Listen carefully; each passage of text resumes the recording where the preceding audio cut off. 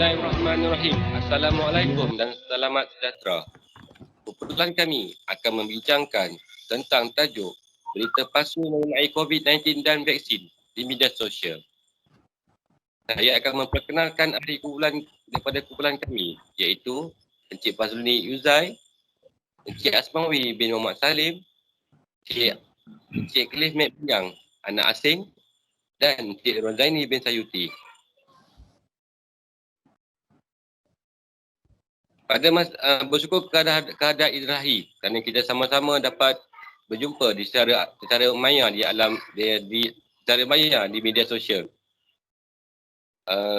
Untuk bagi meneruskan majlis, saya menjemput Encik Rozani bin Muhammad Sayuti bagi membahaskan dan menyampaikan isu iaitu berita palsu mengenai COVID-19 dan vaksin di media sosial.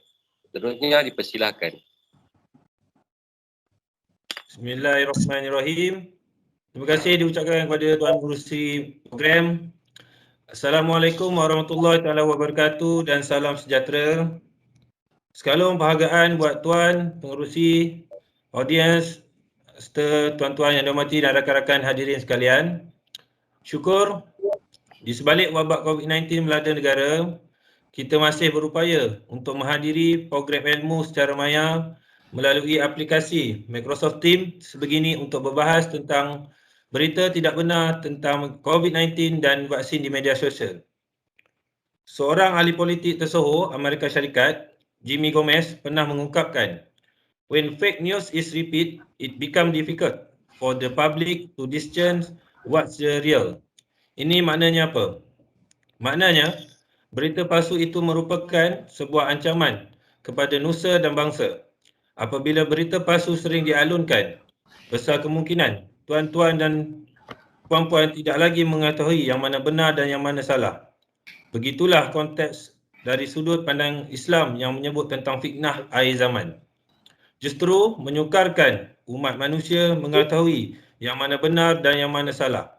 Pada ketika negara sedang menghadapi krisis kesihatan sejagat, sedih apabila negara kita masih lagi dibelenggu isu penyebaran berita palsu yang semakin membara. Ada yang menyebarkan berita tidak benar tentang COVID-19 dari media sosial secara tidak bertanggungjawab. Malah, vaksin yang juga penawar kepada krisis kesihatan ini turut diburuk-burukkan melalui berita palsu yang disebarkan melalui laman media sosial. Ini adalah ancaman sebenar kepada negara kita. Kenapa saya katakan sedemikian? Para hadirin yang dikasihi sekalian, ancaman berita palsu yang tersebar mengatakan COVID-19 ini tidak wujud telah menyebabkan bahana yang begitu besar kepada masyarakat Kampung Jati Mukim Waru, Sidoarjo, Indonesia apabila 15 orang telah dijangkiti sekaligus akibat daripada membuka keranda jenazah yang terjangkiti akibat mempercayai berita palsu yang disebarkan. Pada akhirnya, beberapa masyarakat di kawasan tersebut mati akibat dijangkiti wabak berkaitan COVID-19. Wabak tersebut. Ini bahananya sahabat sekalian tentang penyebaran berita palsu berkaitan COVID-19 yang bukan sahaja menyebabkan keadaan menjadi teruk, bahkan turut meragut nyawa masyarakat.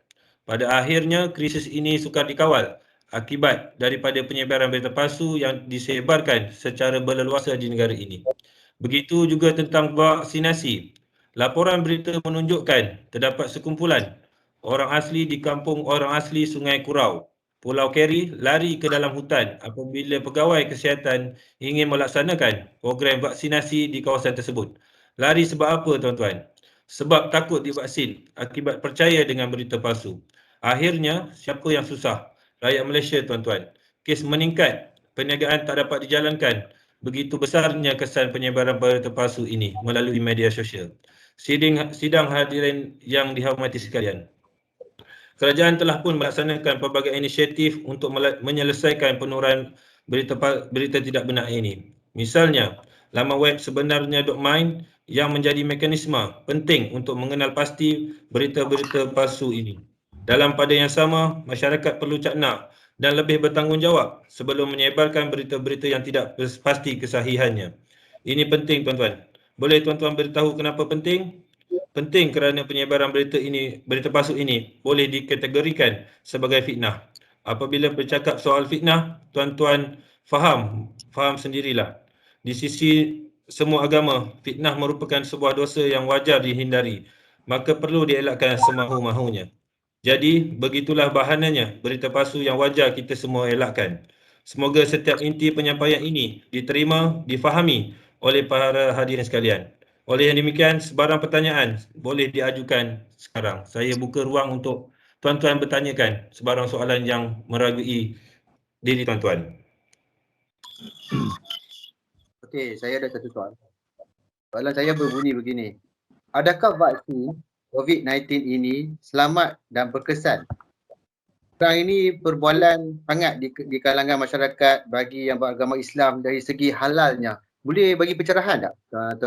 Bagi pencerahan lagi untuk orang kata untuk dapat memperjelaskan keadaan sebenar ni. Dari segi vaksin ni, dari segi terutamanya orang yang beragama Islam, lagi segi halal dia bila dia suntik masuk dalam badan tu, macam apakah yang kandungan yang ada dalam tu? Terima kasih tuan. Berkenaan tentang soalan tuan-tuan tersebut, sebenarnya jawapannya adalah ya.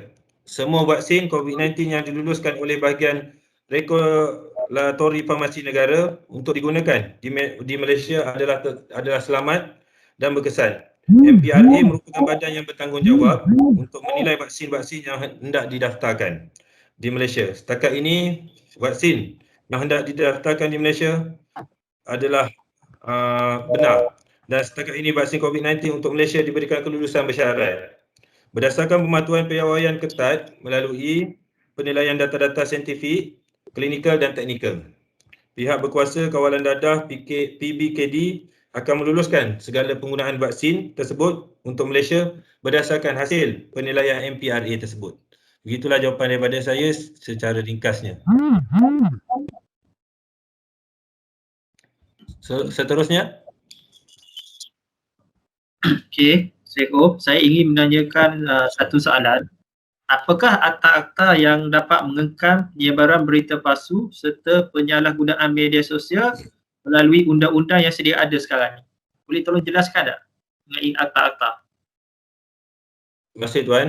Berkenaan tentang akta tersebut, kita ada akta anti berita tidak benar dengan berkuasanya akta anti berita tidak benar, pemansuhan 2020, akta 85 yang baru diwartakan pada 30 Januari 2020, sebarang berita palsu, laporan palsu dan penyalahgunaan media sosial ditangani melalui undang-undang sedia ada seperti Kanun Kesiasaan Akta 574, Akta Mesin Cetak dan Penerbitan 1984, Akta 301 dan Akta Komunikasi dan Multimedia 1998, Akta 588. Itu adalah sedikit senarai akta yang telah diwartakan oleh kerajaan buat masa sekarang. Terima kasih. Soalan yang lain? Okey tuan, saya nak tanya soalan. Ya tuan. Okey, seperti yang kita tahu rata-ratanya masyarakat sekarang, terutamanya warga net lah. Kita tengok setiap hari, setiap detik, setiap saat mereka sering bermain di media sosial. Okey, saya nak tahu kenapa warga net ni dia mudah terpengaruh dengan berita tidak benar di media sosial ni. Apakah punca dia? Kenapa dia boleh terpengaruh? Okey, terima kasih tuan.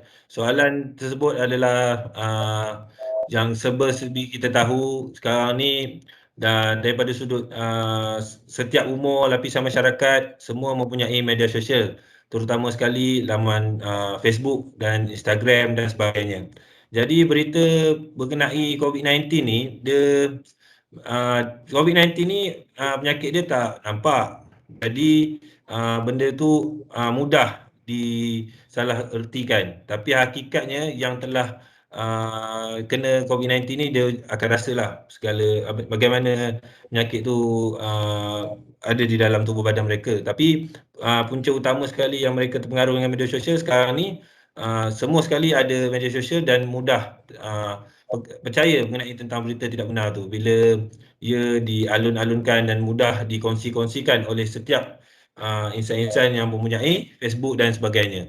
Itu adalah sedikit daripada tuan. Seperti kita jugalah, kita pun ada Facebook, ada Instagram dan sebagainya. Jadi kita mudah terima benda-benda yang negatif daripada positif. Tapi hakikatnya hanya yang tahu saja yang tahu, tapi itulah sedikit pada jawapan saya, dan kita tidak nafikan segala inci semua mudah terpengaruh kerana pertama sekali pembawaan masyarakat apabila berkata-kata mengenai tentang COVID-19 ini. Sekarang ni apabila COVID-19 ini telah meningkat kesnya, ia akan nampaklah berkenaan dengan tu. Itu sedikit jawapan daripada saya lah. Baik, terima kasih tuan. Sama. Ada lagi soalan? Kalau tak ada, tak ada ya.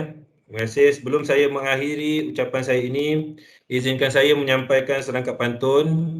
Jika ada sumur di ladang, boleh kita menumpang mandi. Jika ada umur yang panjang, boleh kita berjumpa lagi. Sekian saya serahkan kepada pengurusi program untuk menutup program ini. Sekian, terima kasih. Sama. Terima kasih kepada Encik Ahmad Zaini bin Zaini. Dapat disimpulkan bahawa berita palsu ni amat memberi kesan yang negatif kepada masyarakat sekeliling, terutamanya sewaktu pandemik ini, dan juga kita perlu sentiasa menilai sesuatu berita itu dan memastikan berita tersebut adalah sahih dan benar sebelum kita menyebarkannya. Kami daripada kawan kami mohon maaf jika ada tersalah silap. Ini menggunakan diri pada program ini.